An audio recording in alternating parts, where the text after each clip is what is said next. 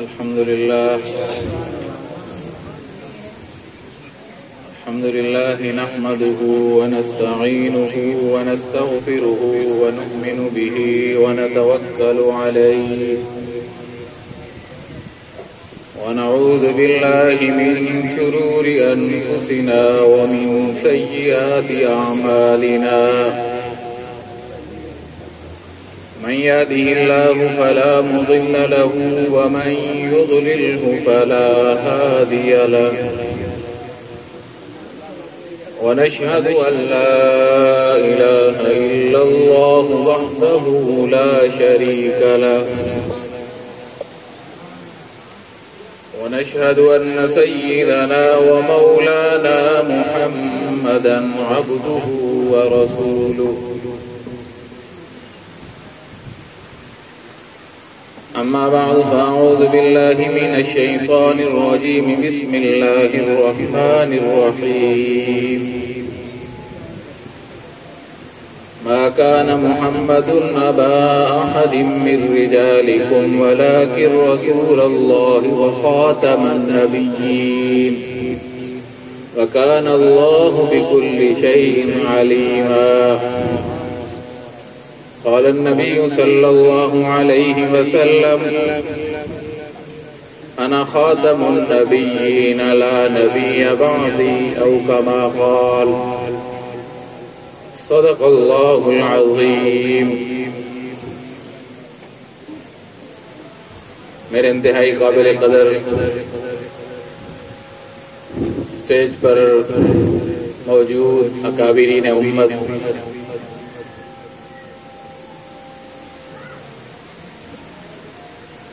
مشائخ اعظام و قرائے کرام، جمعیت علماء اسلام تحصیل رحیمی ارخان کے زیر اہتمام آج یوم فتح کے موقع پہ ختم نبوت کانفرنس کا انعقاد، جس پر میں تحصیل جماعت کو مبارکباد پیش کرتا ہوں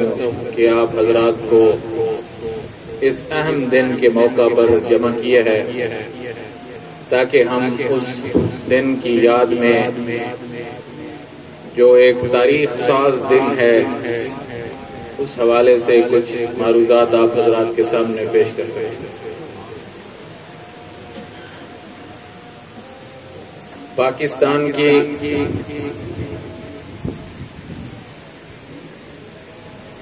اس تاریخ ساز فیصلے کو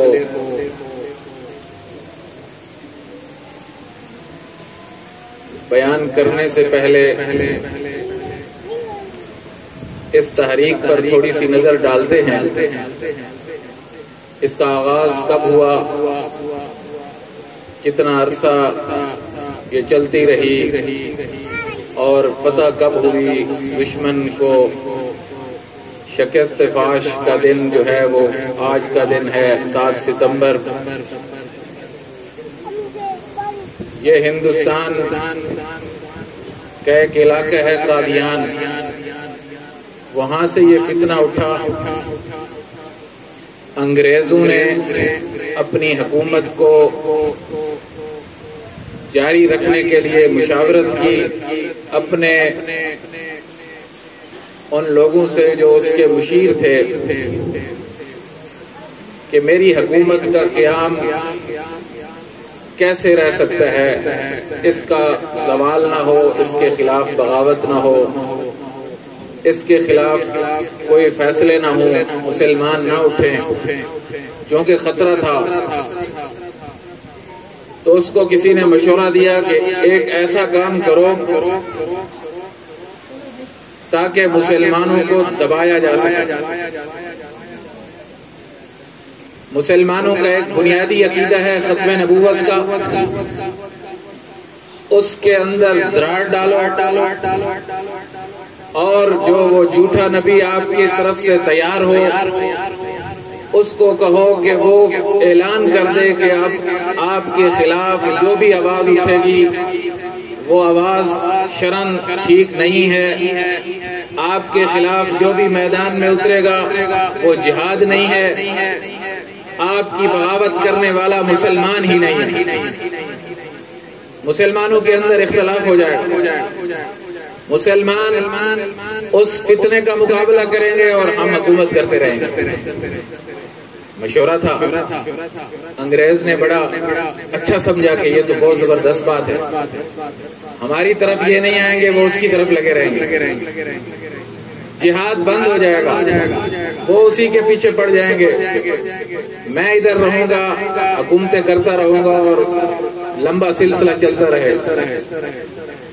لیکن اس کو پتہ نہیں تھا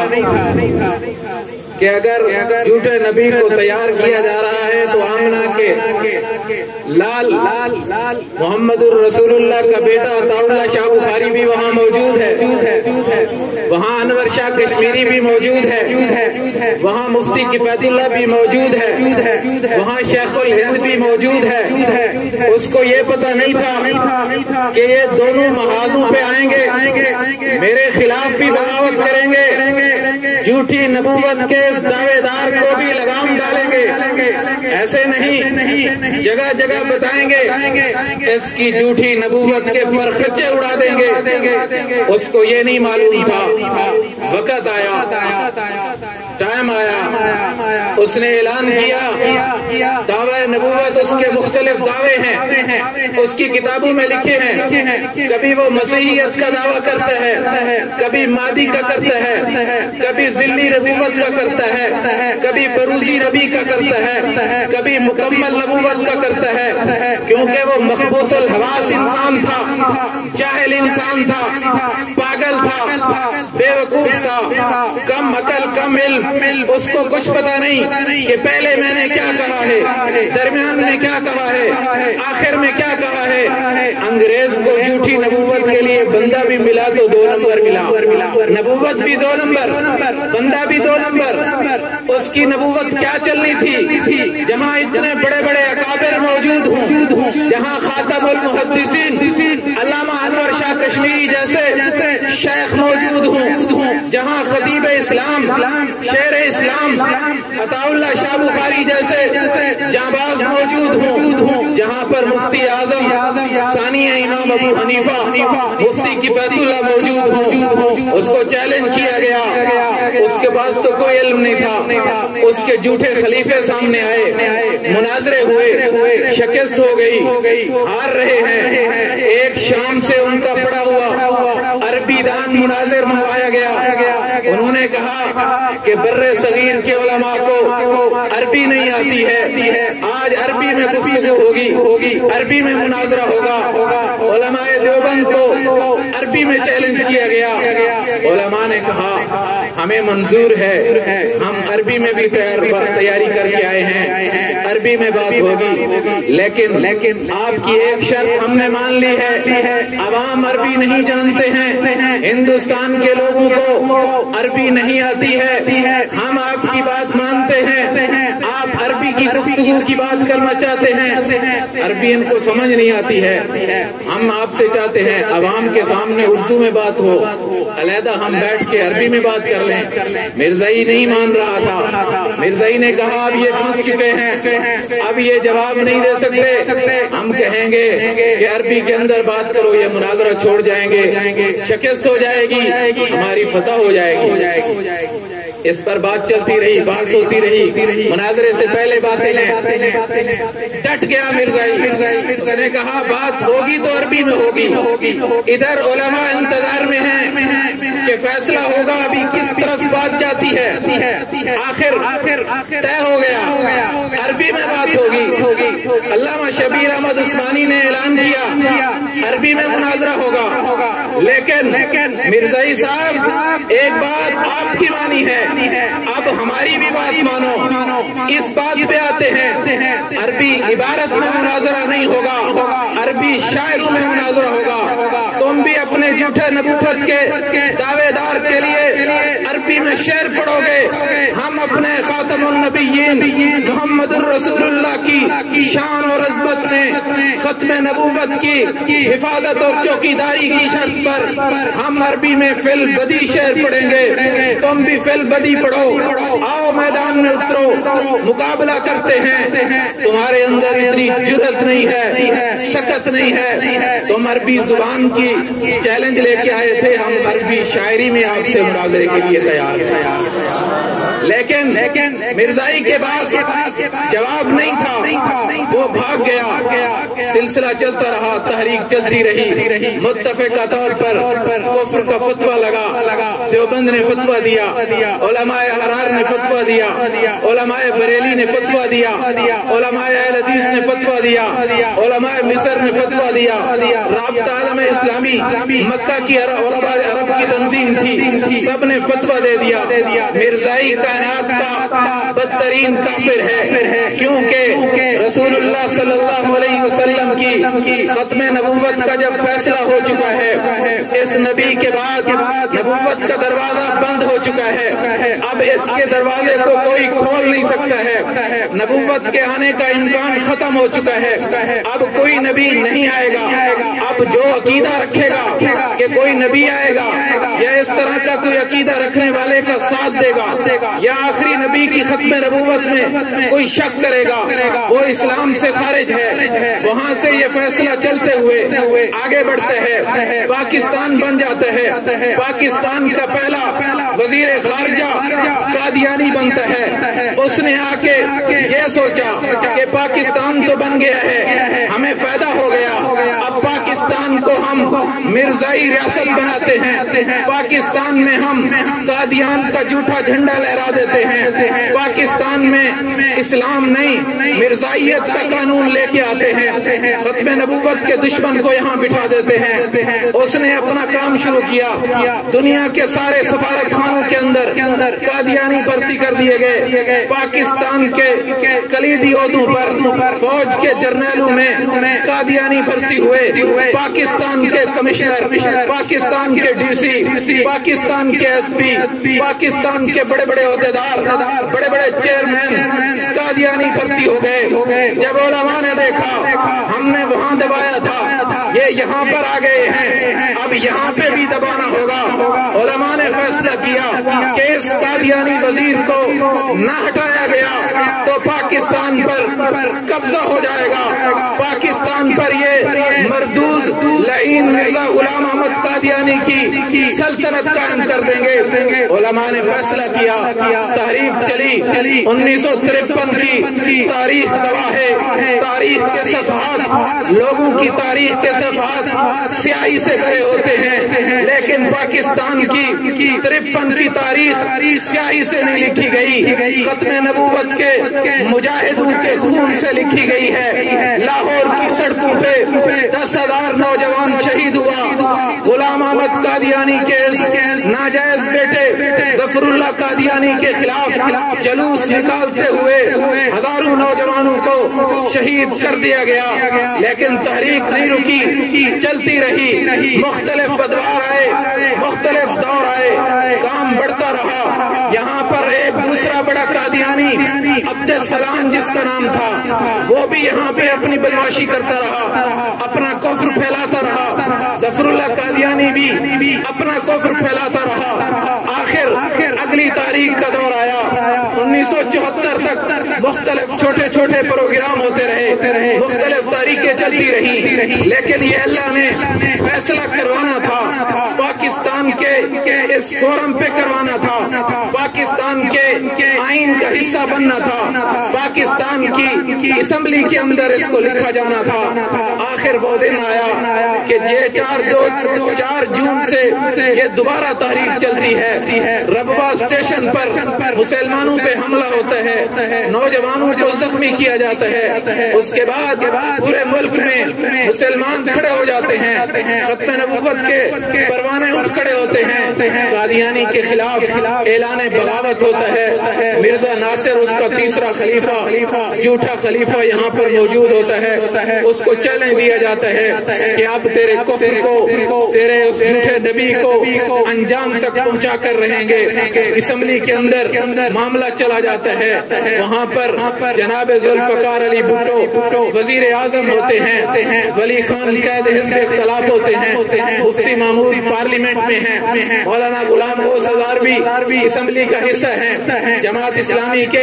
پروفیسر غفور اسمبلی کا حصہ ہیں، جمعیت علماء پاکستان علماء بریلوی کے علامہ شاہ احمد نورانی اسمبلی کے ممبر ہیں، یہ سارے علماء بیٹھتے ہیں، جمع ہوتے ہیں، ایک قرارداد لکھی جاتی ہے اسمبلی کے لیے کہ اسمبلی کے اندر کون سا قانون پاس کیا جائے گا، کیا وہ بل ہوگا، اس قانون کے دفعات کیا ہوں گے، اس کے اندر کیا لکھا ہوا ہوگا۔ 6 قراردادیں تیار ہوتی ہیں، مختلف علماء سے، مختلف جماعتوں سے، مختلف قائدین سے،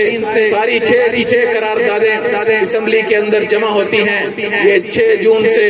2 جون سے لے کر یہ ستمبر تک 2-4 مہینوں کے اندر ساری بحث چلتی ہے، مختلف اجلاس ہوتے ہیں، مرزا ناصر کو بھی وہاں پہ بلایا جاتا ہے، مرزا لاہوری کو بھی بلایا جاتا ہے، ختم نبوت کی طرف سے علماء وہاں بحث کرتے ہیں، وہاں پر قادیانیت کے کفر کو اسمبلی کے اندر بتایا جاتا ہے کہ ہم اس کو ایسے کافر نہیں کہتے، کسی جھگڑے کی وجہ سے نہیں کہتے، ہمارے پاس یہ دلائل ہیں، یہ ختم نبوت کا منکر ہے، اس نے ختم نبوت پہ حملہ کیا ہے، اس وجہ سے ہم اس کو کافر کہتے ہیں، یہ دلائل لے کر علماء اسمبلی میں پہنچتے ہیں۔ بالآخر کیا ہوتا ہے وہاں پہ 7 ستمبر کے لیے بات کو آگے بڑھاتے ہیں، ایک وہاں پہ قرارداد لانے والے کا نام ہے ملک جعفر، یہ چکری سائڈ پہ جو چودھری نثار کا حلقہ ہے، وہاں سے وہ منتخب MNA ہے، وہ ذوالفقار علی بھٹو کا وزیر بھی ہے، پیپلز پارٹی سے منتخب ہوا ہے، اس نے بھی قرارداد پیش کی ہے، اس نے بھی وہاں جمع کروائی ہے۔ حضرات محترم، وہ جمعیت علماء اسلام کا نہیں تھا، جماعت کا نہیں تھا، بریلوی نہیں تھا، وہ ایک عام آدمی تھا، لیکن سابقہ قادیانی تھا،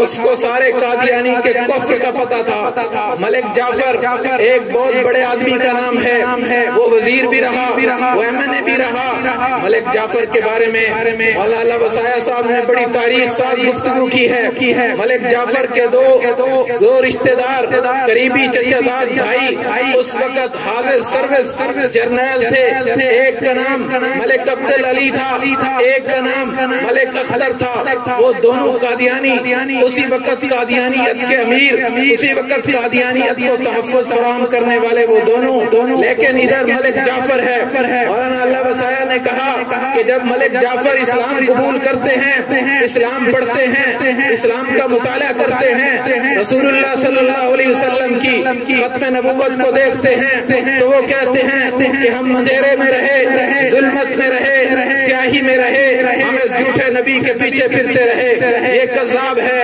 ہم اس پر لعنت بھیجتے ہیں۔ کلمہ پڑھ کے مسلمان ہو گیا، جب اسلام قبول کیا، گھر میں پہنچا، پیچھے جو اس کے چچا زاد بھائی تھے، ان کی بہن ان کے گھر میں ہے، اپنی ماں کو کہا کہ جاؤ اپنے داماد کے پاس، اس نے ہمارے جھوٹے نبی کو چھوڑ دیا ہے، اس کو دوبارہ واپس لاؤ، نہیں تو ساری برادری اس کو چھوڑ دے گی، فوج کے ڈبل سٹار جنرل اس کو چھوڑ دیں گے، پروٹوکول چھوڑ دیا جائے گا، کاروبار بند کر دیے جائیں گے۔ وہ ساس اس کے پاس گئی، داماد کے پاس، کہ میں آپ کے پاس چل کے آئی ہوں، تم نے کیا کیا ہے، ہماری مرزائیت کے اندر زلزلہ برپا ہو گیا ہے، واپس آ جاؤ، ہم تمہیں وہی عزت دیں گے، تمہاری عزت ڈبل کر دیں گے، جو عہدہ مانگو گے وہ دے دیں گے، جو فوج کے اندر چاہو گے آپ کے لیے حاضر کر دیا جائے گا، ملک کی جو سیٹ مانگو گے وہ دے دیں گے۔ لیکن ملک جعفر نے کہا میں آپ کو پہلے ماں سمجھتا تھا، آج کے بعد میرا آپ سے کوئی رشتہ نہیں ہے، میں کو ماں بھی نہیں سمجھتا کیونکہ تو آقا کی ختم نبوت کی منکر ہے، میرا تیرا کوئی تعلق نہیں۔ اس نے کہا ملک صاحب اگر ہمارے ساتھ تعلق نہیں رکھو گے تو ساری برادری چھوڑ جائے گی، میری بیٹی ہے میں اس کو بھی لے کے جاؤں گی، میرے نواسے ہیں نواسیاں ہیں ان کو بھی لے کے جاؤں گی۔ ملک صاحب نے کہا جہاں میں نے اسلام قبول کیا ہے آقا کی ختم نبوت پر میں نے ایمان قبول کیا ہے، میری بیوی جاتی ہے اس کو لے جاؤ، بچے جاتے ہیں اس کو لے جاؤ، برادریاں جاتی ہیں سب کو چھوڑ سکتا ہوں، میں آقا محمد عربی کا غلام بن چکا ہوں، اب میں مر سکتا ہوں، میں اپنے نبی کو نہیں چھوڑ سکتا۔ ملک جعفر کی عظمت کو سلام پیش کرتے ہیں۔ اس نے قادیانیت کے کفر پر 5 جلدوں میں کتاب لکھی، مرزائیت نے وہ کتاب غائب کر دی، پھر اس کی بیٹی نے کتاب لکھی مرزائیت کے خلاف۔ آخری بات کر رہا ہوں، ملک جعفر کی ساس نے کہا اگر میں اپنی بچوں کو لے کے جاؤں آپ کی اجازت ہے؟ بیٹی نے بیوی نے سب نے دیکھا، باپ کو دیکھا، اپنی نانی کو دیکھا، انہوں نے کہا نانی صاحب ہم نے اپنے باپ کے چہرے کو دیکھا ہے، جب اسلام قبول نہیں کیا تھا اس کے چہرے پر ظلمت نظر آتی تھی، جھوٹ نظر آتا تھا، کفر نظر آتا تھا، جب اس نے اسلام قبول کیا ہے اس کا چہرہ روشن ہو گیا ہے، اس کی زبان سچی ہو گئی ہے، اب ہم آپ کے ساتھ نہیں جاتے، ہم اپنے باپ کے ساتھ جاتے۔ میرے دوستو ملک جعفر کی بیوی نے کہا ماں آپ جاتی ہیں جائیں، ہم نے آقا کی حرمت پر اور ختم نبوت پر ایمان قبول کر لیا ہے، اب آپ سے ہماری ملاقات ختم، رشتہ ختم، ماں بیٹی کا تعلق ختم، اسلام قبول کرو تو پھر سلام کریں گے، اسلام نہیں ہے تو پھر آپ اپنا کام کرو ہم اپنا کام کریں گے۔ وہ واپس آتی ہے، جنرل عبدالعلی انتظار میں ہے، کیا کہتی ہے؟ ماں آ کے بتاتی ہے کہ میں نے بڑے پاپڑ بیلے لیکن وہ نہیں مانتے ہیں، وہ کیا اپنی آپ کی بہن کو بھی لے گئے، آپ کے بھانجے بھانجیوں کو بھی تبدیل کر دیا ہے، اب میں کیا کروں؟ جنرل عبدالعلی نے کہا کہ ان کو کہو کہ بس ختم، رشتے ختم، آنا جانا ختم، بیٹی ختم، اب ہم آپ کو بھی کہتے ہیں ہماری ماں ہے، آپ نے اس بیٹی کے گھر نہیں جانا، جنازہ اٹھے گا ہم نہیں جائیں گے، شادی ہوگی نہیں جائیں گے۔ ماں نے کہا کہ اگر یہی بات ہے تو جنرل صاحب بیٹے صاحب میں نے وہاں کچھ روشنی دیکھی ہے، مجھے وہاں کچھ نظر آیا ہے، اب مجھے یہی لگ رہا ہے کہ مجھے تجھے چھوڑنا پڑے گا، میں اپنی بیٹی کی طرف جانا چاہتی ہوں، میں ان کے مذہب میں جانا چاہتی ہوں، میں اس خاتم النبیین کی نبوت پہ یقین رکھنا چاہتی ہوں، مجھے اجازت دو۔ جنرل صاحب کو اس کی ماں نے بھی چھوڑا، ملک جعفر کے گھر میں آئی، اسلام قبول کیا، ساری زندگی وہاں رہی۔ ملک جعفر کی بیٹیاں بھی ختم نبوت کی محافظ بنی، اس کے بیٹے بھی ختم نبوت کے محافظ بنے، وہ بھی ختم نبوت کا محافظ بنا۔ اس نے پارلیمنٹ میں تقریر کی، اس نے کہا مفتی محمود تمہیں اللہ نے بہت مقام بخشا، تم مفتی بھی ہو، تم عالم بھی ہو، تم نے بہت کام کیا، میں اسلام میں داخل ہوا ہوں، میں جھوٹے نبی کے دعوے کرتا رہا، میں اس کے پیچھے چلتا رہا، آپ مجھے موقع دیں، میری قرارداد کو موقع دیں، اس کو تاریخ کا حصہ بننے دیں، اس کو ثابت کرنے دیں، جس طرح وحشی نے خاتم النبیین کے چچا کو قتل کیا تھا، اس کے بدلے میں پھر اس نے مسلمہ کذاب کو قتل کیا تاکہ اسلام کے شیر کو مارا تھا، ادھر کافر کے بڑے کو مارا تھا تاکہ بدلہ برابر ہو جائے، میں نے اس کے کفر میں کچھ دن گزارے ہیں، اب مجھے بدلہ برابر کرنے دو، میں پاکستان کی اسمبلی کی تاریخ میں نام رقم کرنا چاہتا ہوں کہ ملک جعفر جو پہلے قادیانی تھا اس کی قرارداد سے اسمبلی کے اندر مرزا قادیانی کے کفر پر فیصلہ ہوا ہے، میں یہ چاہتا ہوں۔ مفتی صاحب نے کہا یہ پارلیمنٹ کا مسئلہ ہے، اپوزیشن اور حکومت آپس میں جیسے فیصلہ کریں، قرارداد کا اتفاق ہوا، قرارداد کے بعد بھٹو نے 6 ستمبر کو سارے اکابرین کو بلایا، کہا کہ 6 قراردادیں ہیں، اب ہم ایک قرارداد بنانا چاہتے ہیں تاکہ ایک ہی موضوع پر ایک ہی فیصلہ ہونا چاہیے۔ پھر مفتی صاحب نے کہا ٹھیک ہے، قرارداد کون پیش کرے گا؟ اس وقت کا وزیر قانون عبدالحفیظ پیرزادہ ہے، اس کے ذمہ لگا کہ قرارداد آپ پیش کرو گے، اسمبلی کا جو اسپیکر ہے وہ وہاں پہ ووٹنگ کروائے گا،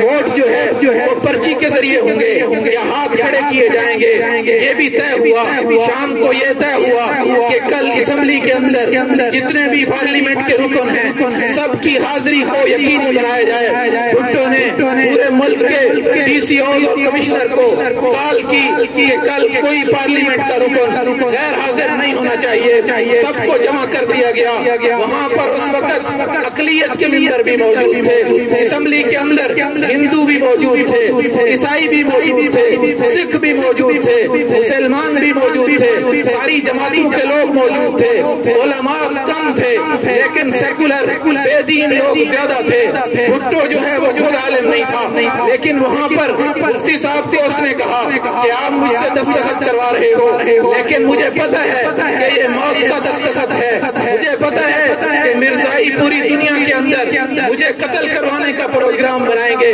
مجھے نہیں چھوڑا جائے گا۔ لیکن شورش کشمیری نے کہا بھٹو صاحب تم نے اتنے بڑے بڑے کام کیے ہیں، تم نے اتنے بڑے بڑے فیصلے کیے ہیں، اقوام متحدہ کی اسمبلی میں تم نے اقوام متحدہ کی اس تقریر کو پھاڑ کے ان کے منہ پہ مار دیا ہے، تمہاری جرأت کو ہم سلام پیش کرتے ہیں۔ شورش کشمیری نے کہا کہ آج تک میں نے کسی کے پاؤں پہ ہاتھ نہیں رکھے، میرا سر کسی کے سامنے جھکا نہیں، لیکن میں آقا کی ختم نبوت کے لیے کرسی سے اٹھا ہوں، آپ کے پاؤں پہ ہاتھ رکھتا ہوں۔ بھٹو صاحب اپنی ساری زندگی کو صاف کر جاؤ، تم نے وزیر اعظم کے ہوتے ہوئے ناانصافیاں بھی کی ہوگی، قتل بھی کیے ہوں گے، تم نے ظلم بھی کیا ہوگا، لیکن میں آپ کو یقین دلاتا ہوں تم اس کے کفر پر فیصلہ کرو، آقا کی ختم نبوت کے تحفظ کا فیصلہ کرو۔ شورش کشمیری آپ سے وعدہ کرتا ہے قیامت کے دن حضور صلی اللہ علیہ وسلم کے سامنے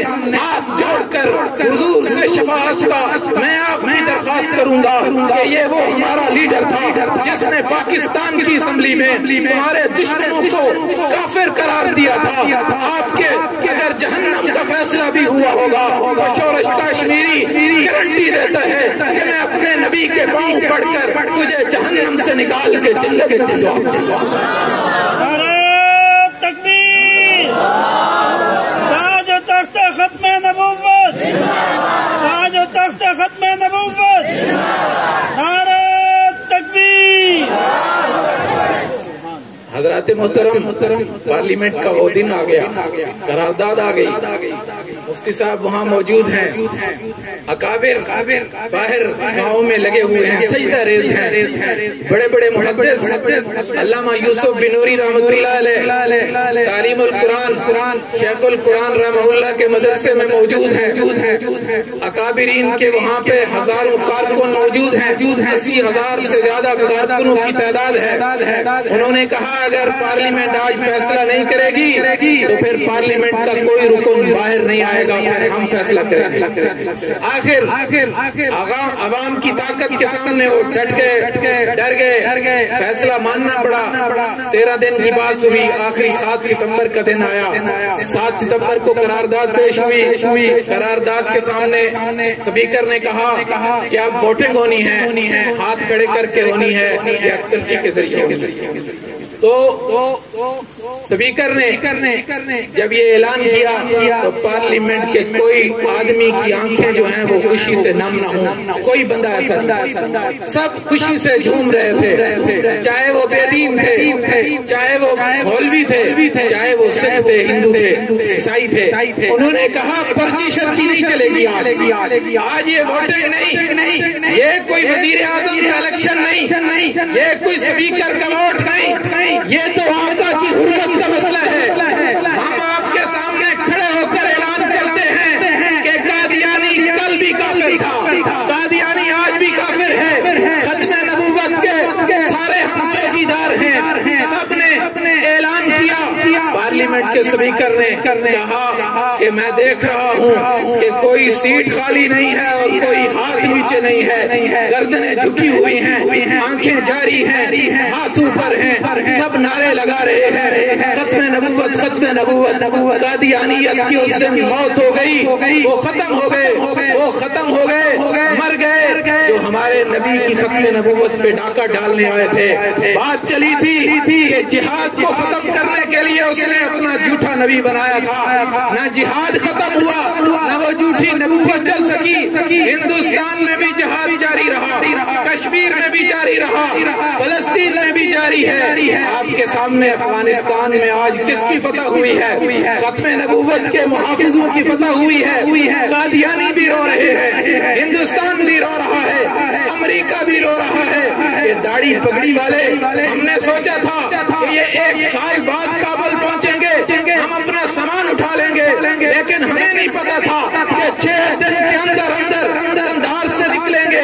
4ویں دن جو ہے ملا عبد الغنی برادر کابل کی سیٹ پہ بیٹھ کے ختم نبوت کا نعرہ لگا۔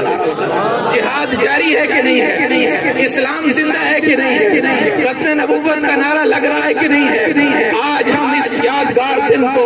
یادگار بناتے ہوئے یہی اعلان کرتے ہیں کہ قادیانیت تم نے اپنے منصوبے بنائے، لیکن اللہ کے ان شیروں نے اللہ کے نام پہ جو کام کیا، ختم نبوت کو مٹانے کے لیے تم آئے، تم خود مٹ گئے۔ انشاءاللہ العزیز اسی پاکستان سے فلسطین کے لیے بھی ہماری فوجیں جائیں گی، اسی پاکستان سے کشمیر کو فتح کرنے کے لیے بھی ہماری فوجیں جائیں گی۔ آج انڈیا رو رہا تھا کہ پنجشیر کے اندر پاکستان کے فوجی لڑ رہے ہیں، میں کہتا ہوں فوجی نہیں لڑ رہے، لیکن ہمارے ہمدردیاں وہاں لڑ رہی ہیں، ہمارے جذبے وہاں لڑ رہے ہیں، ہمارے مسلمان بھائیوں کی محبتیں وہاں لڑ رہی ہیں، کیونکہ ہمارا رشتہ ان سے کلمے کا رشتہ ہے۔ پوری دنیا کے اندر ختم نبوت کی جتنی تحریکیں ہیں ان کے لیے اور نہیں، کم از کم دعا کر دیا کریں۔ جہاد وہ کر رہے ہیں، ثواب آپ کو ملے گا۔ اللہ تعالیٰ میرا اور آپ کا حامی و ناصر ہو۔